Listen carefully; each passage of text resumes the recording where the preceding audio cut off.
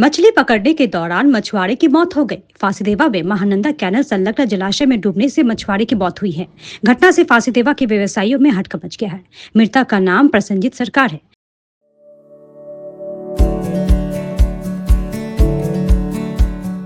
Pampered, not just a hospital, but a mother. जानकारी के अनुसार प्रसन्नजीत कल देर रात अपने दो साथियों के साथ मछली पकड़ने के लिए कैनल संलग्न बोनिक जोत जलाशय में गया था। मछली का जाल फैलाते समय वह तालाब में फिसल गया। साथियों ने बचाने की कोशिश की, लेकिन पानी गहरा होने के कारण बचाया नहीं जा सका। बाद में इसकी सूचना फांसीदेवा थाना को दी गई। पुलिस ने आज शव को बरामद कर पोस्टमार्टम के लिए उत्तर बंगाल मेडिकल कॉलेज व अस्पताल भेज दिया है। फिलहाल फांसीदेवा थाना की पुलिस पूरी घटना की जाँच कर रही है।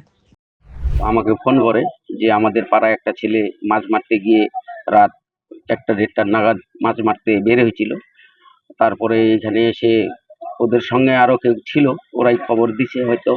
তো এটা আমি জানতে পারলাম। তারপরে আমি স্পটে আসি, দেখি জলের মধ্যে ও ঢুকে তিনি মারা গিয়ে আছে। ওরা সবাই মৎস্যজীবী, প্রতিদিনের দৈনন্দিন ব্যবসা তাদের, মৎস্যজীবীর এসে মাছ ধরার।